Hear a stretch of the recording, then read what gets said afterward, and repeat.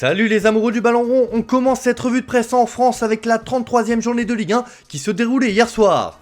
Et comme le titre le journal L'Équipe, l'OM domine les débats. Marseille profite du faux pas de ses concurrents pour creuser l'écart dans la course à la Ligue des Champions. Les Olympiens disposent désormais de 6 points d'avance sur le trio Rennes, Strasbourg, Monaco. Pour la Provence, cet OM a du cœur et se dirige droit vers une belle deuxième place en fin de saison. De son côté, le PSG s'est imposé 3-0 face à Angers, mais avec la victoire de l'OM, n'est pas encore sacré champion comme le relaie le Parisien.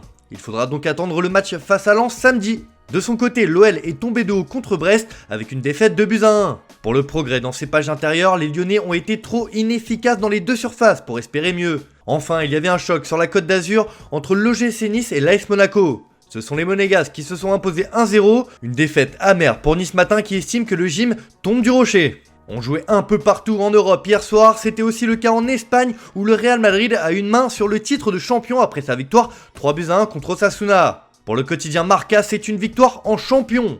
Un match très complet de l'équipe d'Ancelotti, juge le Canard Pro Madrid. Sergio Herrera, le gardien d'Osasuna, a arrêté 2 pénaltys de Benzema. Alaba a dû sortir blessé, mais les merengues ne sont plus qu'à 4 points du titre. Pour As, une équipe de Madrid composée de titulaires et de remplaçants est proche du titre après avoir gagné au Sadar, donc la Lironne n'attend pas. De son côté, le Barça a un objectif en cette fin de saison, c'est la Ligue des Champions. Pour cela, le club Blaugrana veut absolument terminer à la seconde place du classement. Les Barcelonais jouent une autre finale à Anoeta contre la Real Sociedad pour consolider leur position en tête du classement et éliminer un rival dans la lutte pour la Ligue des Champions, rapporte le journal Sport. En Italie, on connaît désormais l'affiche de la finale de la Coppa Italia. La Juventus rejoint l'Inter après sa victoire 2-0 en demi-finale retour contre la Fiorentina. Tuttosport s'enflamme et prévient les Nerazzurri, Inter, nous voilà. La Juve est enfin convaincante, ce sera le 4e choc direct de la saison après les 2 matchs de championnat et la Supercoppa, précise le quotidien turinois. Pour le Corriere dello Sport, c'est la finale d'Italie et Allegri veut une revanche. Enfin, pour la Gazzetta dello Sport, ce sera une grande finale pour la Juve.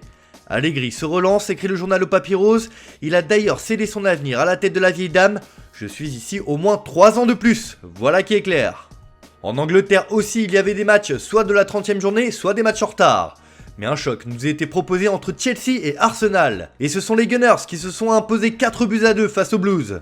Une victoire d'Arsenal qui fait la une de The Guardian ce matin avec Eddie Nketiah qui est la fierté londonienne car le doublé de l'attaquant donne de l'élan à Arsenal pour atteindre le top 4, indique le quotidien britannique. De son côté, The Times reprend le coup de gueule de Thomas Tuchel contre ses stars. Le coach allemand de Chelsea n'a pas aimé la prestation de ses joueurs et l'a fait savoir. Le nombre d'erreurs consécutives lors des matchs ici à domicile, c'est impossible à ce niveau. Vous ne devez pas voir cela, c'est tout simplement impossible, mais nous le faisons en ce moment et vous ne pouvez pas gagner des matchs de football comme celui-ci. Voilà qui est dit. Dans le même temps, Manchester City a repris la tête de la Premier League à Liverpool en s'imposant 3-0 contre Brighton. Le Daily Mirror fait dans le jeu de mots avec Riyad Mahrez en titrant que les Citizens sont comme les Marvels avec une victoire impitoyable.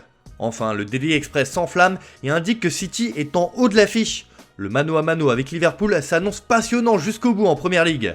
On reste de l'autre côté de la Manche avec le prochain entraîneur de Manchester United qui sera, selon toute vraisemblance, Erik ten Hag. Et comme l'annonce le Daily Express, les Red Devils vont devoir débourser un petit chèque pour attirer le coach néerlandais. Les dirigeants connaissent d'ailleurs ce prix, il faudra payer 2,5 millions de livres, soit plus de 3 millions d'euros. Toujours sous contrat avec l'Ajax, Manchester devra donc payer pour se l'offrir et qu'il devienne ainsi le prochain coach des Red Devils la saison prochaine. Et selon le Daily Mirror, il va y avoir du changement à Old Trafford, au moins 12 joueurs vont se voir indiquer la porte de sortie. Parmi eux, on retrouve très logiquement Paul Pogba, Jesse Lingard, Edinson Cavani, Nemanja Matic, Juan Mata et Lee Grant, tous en fin de contrat le 30 juin prochain.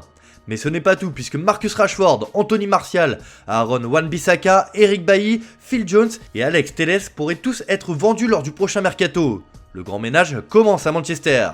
Allez, on termine ce tour de la presse avec du mercato justement et en Turquie. Le nom de Luis Suarez revient avec insistance du côté de Fenerbahçe. L'attaquant uruguayen fait la une de Photomatch ce matin car il va y avoir un sommet pour tenter de le recruter cet été. Les négociations se poursuivent avec le serial buteur dont le contrat avec l'Atlético de Madrid expirera à la fin de la saison. Il a d'ailleurs posé ses exigences pour signer à Istanbul. Il réclame 6 millions d'euros par an. Affaire à suivre. Une affaire que l'on suit et surtout qui passionne l'Espagne, c'est le dossier Kylian Mbappé.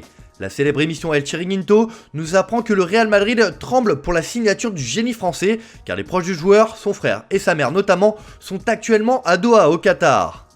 Le média ibérique y voit un lien clair entre l'avenir de Kylian Mbappé et le Paris Saint-Germain. Le média espagnol explique d'ailleurs que les représentants du joueur, dont son avocate, vont se rendre au Qatar dans les prochaines heures. Afin de trancher pour son avenir, le feuilleton est loin d'être terminé. Voilà, c'est tout pour aujourd'hui, bonne journée à tous, on se retrouve cet après-midi pour le traditionnel JT Foot Mercato.